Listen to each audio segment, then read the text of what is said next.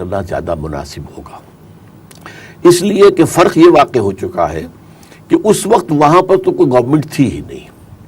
یوں کہہ لیجئے کہ ایک اقتدار تو ضرور مانا جاتا تھا قریش کا، لیکن کوئی حکومت تو نہیں تھی، کوئی اسٹینڈنگ آرمیز نہیں تھی. فرق صرف تعداد کا تھا. تلواریں نیزے ان کے پاس، تلواریں نیزے ان کے پاس، گھوڑے ان کے پاس، گھوڑے ان کے پاس، اونٹ ان کے پاس، اونٹ ان کے پاس. اگرچہ ڈفرنس جو ہے نمبرز کا وہ بہت بڑا تھا، لیکن نوعیت کا فرق تو نہیں تھا، صرف کمیت کا، کوانٹٹی کا فرق تھا. لیکن آج معاملہ جیسا کہ میں نے کہا بہت مختلف ہو گیا. یہ تو ایک ہے نیگیٹو. ایک پازیٹیو جو ڈیولپمنٹ ہوئی ہے وہ یہ ہے کہ آج جو ہے ریاست اور حکومت کے درمیان فرق ہے. شہری ریاست کے وفادار ہوتے ہیں، حکومت کے نہیں. حکومت کو تبدیل کرنے کے لیے جد و جہد کرنا شہریوں کا حق ہے. چونکہ جیسے کہ حضرت حسین رضی اللہ تعالیٰ عنہ کے ساتھ ہوا، وہ ظاہر بات ہے اسلامی ریاست کے خلاف تو نہیں تھے، یزید کے خلاف تھے، لیکن وہ باغی سمجھا گیا. اور ظاہر بات ہے کہ حضور کے نام لیوا اور کلمہ پڑھنے والوں نے شہید کیا انہیں، اس لیے کہ سعد ابن ابی وقاص رضی اللہ تعالیٰ عنہ کا بیٹا تھا عمرو بن سعد، جس نے کہ حضرت حسین کو شہید کیا ہے. تو وہاں بات یہ ہو گئی تھی کہ یہ باغی ہے، باغی قتل کو. تو ظاہر بات ہے کہ چور اگر، جیسا کہ حضور نے فرمایا تھا کہ اگر فاطمہ بنت محمد بھی چوری کرے گی تو اس کا بھی ہاتھ کٹے گا. تو اس حوالے سے قانون کی نگاہ میں تو سب برابر تھے. تو ریاست اور گورنمنٹ یہ دو چیزیں علیحدہ نہیں تھیں. آج کے زمانے میں ریاست اور شے ہے، اور شہری جو ہے وفادار ریاست کے ہوتے ہیں، حکومت کے نہیں ہوتے. حکومت کو بدلنے کے دو راستے ہیں، الیکشن اور ایجیٹیشن.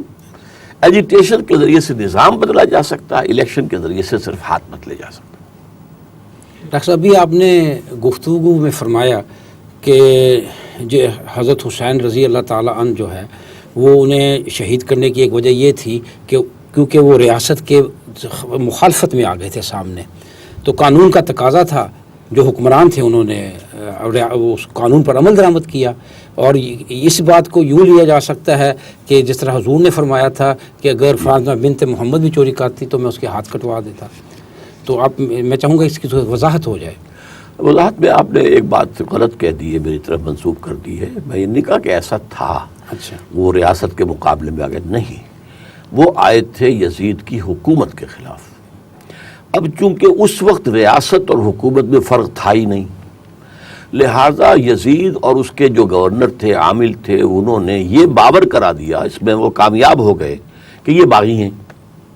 اس لیے کہ یہ جو ہے اس وقت چیلنج کر رہے ہیں نظام کو، تو یہ تو باغی ہیں. عام لوگوں نے اس کو سمجھا، اسی لیے مسلمانوں نے ان کو شہید کیا ہے. جیسا کہ میں نے آپ کو بتایا کہ حضرت سعد جو فاتح ایران تھے، اور جن کے بارے میں حضور نے غزوہ احد میں جو کچھ انہوں نے کیا تھا، جس طرح سے حضور کا بچاؤ کیا تھا، تو حضور نے فرمایا تھا کہ اے سعد تیر چلاؤ، میرے ماں باپ تم پر قربان ہوں. اتنی اونچی شخصیت. ان کا بیٹا تھا یہ عمرو بن سعد، جس نے کہ حضرت حسین رضی اللہ تعالیٰ عنہ کو شہید کیا. تو یہ بات وہاں باور کرائی گئی، یہ نہیں کہ میں اسے صحیح کہہ رہا ہوں اصل میں یہ، لیکن یہ کہ اس کی ظاہر بات ہے کہ جو اصول حضور نے دیے تھے کہ چاہے میرے اہل خانہ میں سے کوئی ہو، اگر جرم کرے گا تو اسے بھی سزا ملے گی. جیسا کہ حضرت فاطمہ رضی اللہ تعالیٰ عنہ کا ذکر کیا، کیونکہ فاطمہ تھی مخزوم، بنو مخزوم کی، جس نے چوری کی تھی اور اس کا ہاتھ کٹنے والا تھا. تو کچھ لوگوں نے سفارشیں کروائیں حضرت انس کے ذریعے سے، جو حضور کو بہت لاڈتے تھے، ان کی خدمت کرتے تھے، ذاتی خدمت کار تھے. تو انہوں نے جب سفارش کی تو حضور نے فرمایا نہیں، یہ تو اگر فاطمہ بنت محمد بھی اگر چوری کرتی رضی اللہ تعالی عنہما تو بھی ان کے ہاتھ کاٹ دیتا. ڈاکٹر صاحب ابھی اس ضمنی سوال سے پہلے منہج انقلاب نبوی کی بات چل رہی تھی، تو اس میں آپ نے چھٹے مرحلے میں فرمایا کہ ایران کی مثال دیتے ہوئے کہ جہاں جیسے وہاں یک طرفہ تشدد ہوا اور ان آرمڈ لوگ جو ہے وہ سامنے آ گئے. اس وقت ہمارے معاشرے کی جو صورتحال ہے، آپ امید رکھتے ہیں جس طرح کے عدم برداشت اور عدم تحمل کا مظاہرہ ہمارے ہاں دیکھا جاتا ہے معاشرے میں، کیا یہ ممکن ہے کہ یہ مظاہرہ ہماری قوم بھی اسی طرح کر سکے کسی ایسے مرحلے پر؟ ہاں، اس کے لیے ایک شرط ہوگی، اور وہ یہ کہ ایک ایسی مضبوط جماعت بن چکی ہو جو مظاہرے کو کنٹرول کر سکے. ظاہر بات ہے کہ اس قسم کے جو مظاہرے ہوتے ہیں، جلوس ہوتے ہیں، ڈیمانسٹریشنز ہوتی ہیں، حکومت وقت کے بارے میں بھی کہا جاتا ہے کہ وہ اپنے آدمی بھیج کر اور وہاں پر کوئی ہنگامہ اور فساد اور توڑ پھوڑ شروع کرا دیتے ہیں تاکہ انہیں جواز مل جائے اس کو اوپر جو ہے. لیکن یہ کہ اگر کوئی جماعت اتنی مضبوط قائم ہو چکی ہو اور اس کے بعد یہ مرحلہ آئے تو وہ جماعت رسپانسبلٹی لے گی کہ we should be held responsible اگر ہمارے اس ڈیمانسٹریشن میں کوئی غلط کام ہوتا ہے. اس کے لیے بھی میں آپ کے سامنے، میں اگرچہ نسبت خاک راب عالم پاک ہم جو بات کر رہے ہیں اسلام کی اور حضور صلی اللہ علیہ وسلم کی، اس کے ذکر میں گاندھی کا ذکر آنا جو ہے وہ کوئی مناسبت نہیں رکھتا، لیکن یہ کہ بہرحال جیسا کہ حضور نے فرمایا الحکمت ضالۃ المومن، کوئی اچھی بات اگر ہے تو حکمت کی، دانائی کی، تو وہ تو مومن کی گمشدہ متاع کے مانند ہے، جہاں سے ملے گی اس کو لے لے گا، ہوا حق و بہا ہے سو وجدہ. تو اسی طریقے سے جب ان کی تحریک نمبر 2 سٹیج پر چل رہی تھی، نان وائلنٹ سول ڈس اوبیڈینس، اس وقت ایک جلوس جو ہے چورا چوری ایک جگہ ہے بہار میں، وہاں وائلنٹ ہو گیا. پولیس نے تشدد کیا اور اس جو جلوس تھا اس کے لوگوں نے جا کے تھانے کا گھیراؤ کیا، گھیراؤ کر کے آگ لگا دی اور بہت سے پولیس والے اس کے اندر مر گئے، جل گئے. گاندھی نے فوراً موومنٹ کال آف کر دی. If you can't be peaceful, I'm not going to lead you. اور یہ جو اس نے یعنی نان وائلنٹ کی بات کی ہے، اس کے بارے میں اس کا اپنا قول جو مجھ تک پہنچا ہے صرف 2 واسطوں سے. گاندھی نے ایک بات کہی سرحدی گاندھی خان عبدالغفار خان مرحوم سے، اور انہوں نے میم شین مرحوم کو بتایا، میاں محمد شفیع جو ایک بڑے سینئر ہمارے ہاں کے جرنلسٹ تھے.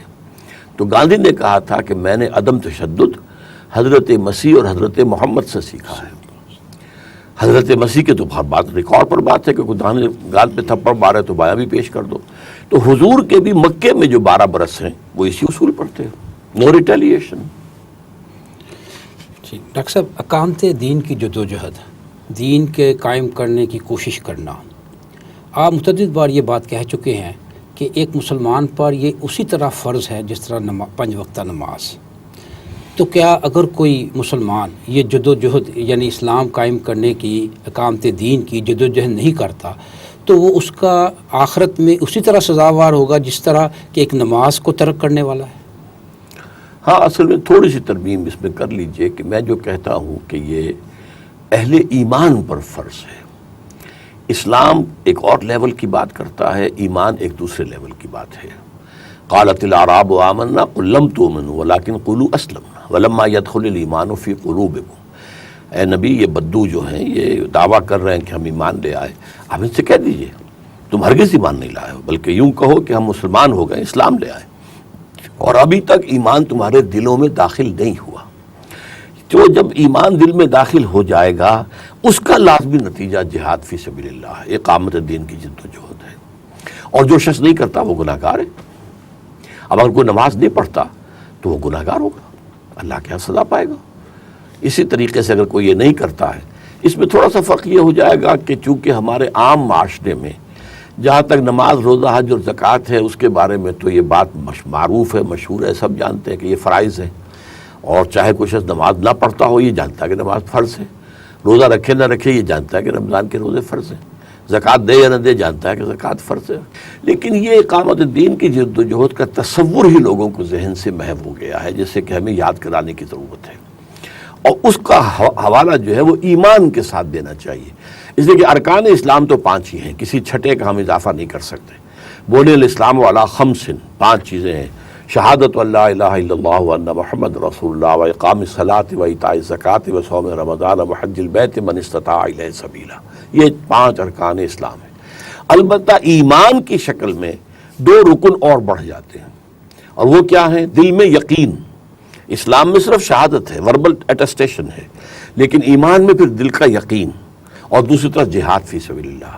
اور جہاد فی سبیل اللہ کے مختلف مراحل ہیں، لیکن اس کا جو ہدف ہے آخری وہ ہے دین کو قائم کرنا، پوری انسانی زندگی دین کے تابع ہو جائے.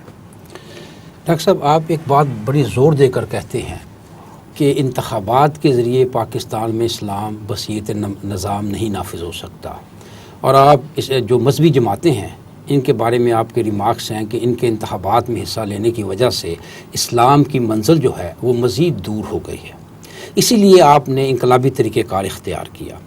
لیکن آپ نے جو انقلابی طریقہ کار اختیار کیا ہے اس کا عوام کی طرف سے کوئی رسپانس نظر نہیں آتا، یعنی آپ کی بھی اس ہدف کو حاصل کرنے کے لیے کوئی پیش رفت نظر نہیں آتے. اس کے مقابلے میں اسلامی جماعتیں جو ہیں وہ یہ کہتی ہیں کہ اگرچہ ہم اسلام نافذ نہیں کر سکے لیکن ہم نے اس